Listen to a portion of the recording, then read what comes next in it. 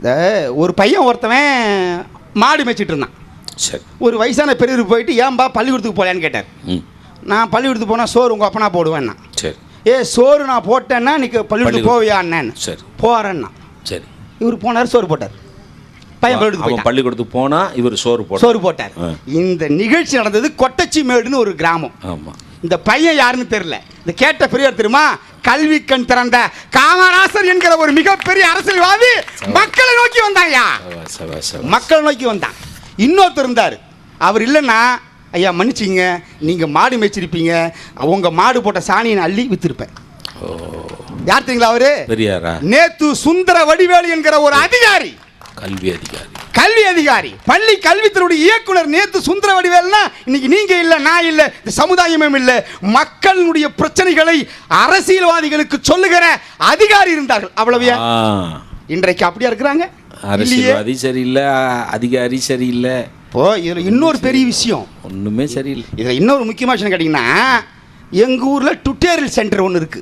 Tutorial? ஆமா, சிறப்பு லவ்னு சொல்லி போட்டு பயிற்சி. ஆமா, அதுல வேதியியல் பாடத்துல ஒரு 6 பேர் 100 100 மார்க் வாங்கிட்டாங்க. 100க்கு 100 வேதியியல்ல.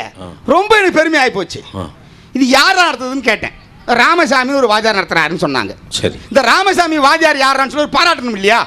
போய் பார்த்தா அவர் பக்கத்தில் 5 கிலோமீட்டர் இருக்கிற அரசாங்க பள்ளியில் வேலை செய்கிறார்.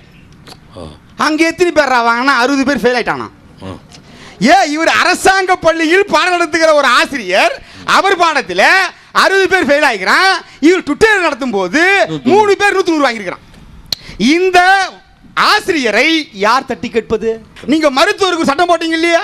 அரசாங்க மருத்துவமனையில் பணிபுரியவர்கள் தனியாக மருத்துவ நடத்த சட்டம் போட்டீங்க இல்லையா? நீ போடு, சட்டத்தை போடு. ஏன் போடல? என்ன காரணம்?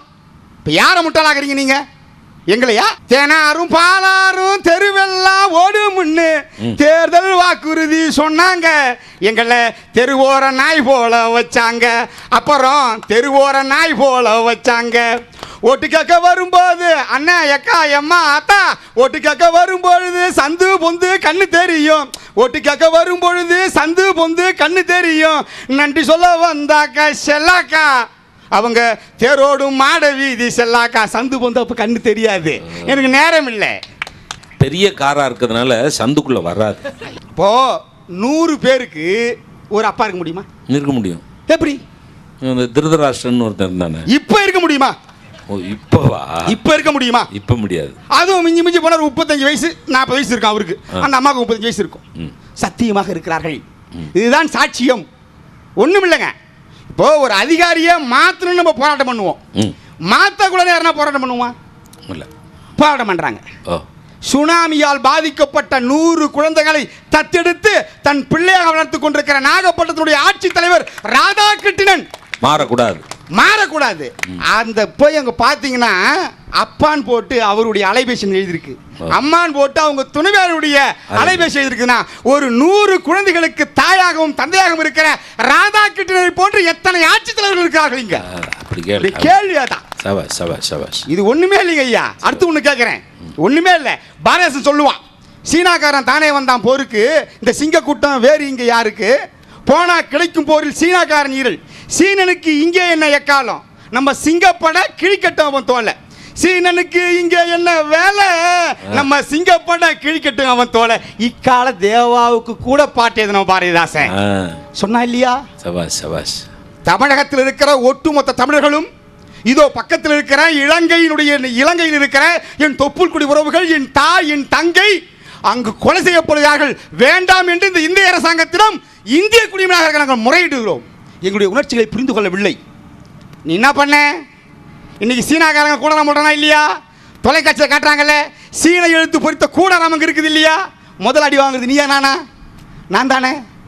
மக்களுடைய உணர்ச்சியை புரிந்து கொள்ளாத அரசாங்கத்திடம் எப்படி மக்கள் ஒன்று நடக்க முடியும்? சிந்தித்து பார்க்க வேண்டும் சொன்னாங்க. எல்லாருமே சொல்லிட்டு இருந்தாங்க, எப்படிப்பட்ட உறவாக இருந்தாலும் உட்கார்ந்து பேசி தீர்த்து கொள்ளலாம். விபரீதம் விளையாது, வன்முறை வெடிக்காது, நாசம் விளைவிக்காது. ஆனால் ஒரு அரசுக்கும் மக்களுக்கும் இருக்கிற முரண்பாடு தான் தீவிரவாதத்திற்கும் நெக்ஸ்லைட்டுக்கும் தாய் தகப்பனாக விளங்குவது ஒரு அரசுக்கும் மக்களுக்கும் ஒழுங்கான உறவு முறை. சொல்லுங்க. காந்தி தேசம் என்று உலக நாடுகள் எல்லாம் சொல்லிக் கொண்டிருக்கிறது.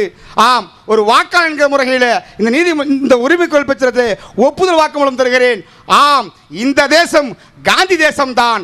முடிவு செய்வது பச்சை காந்தியா சிகப்பு காந்தியா? பச்சை காந்தி 500 ரூபாய், சிகப்பு காந்தி 1000 ரூபாய். வாழிய செந்தமிழ் நாடு, வாழ்க ஜனநாயகம். சாவாய் சாவாய்.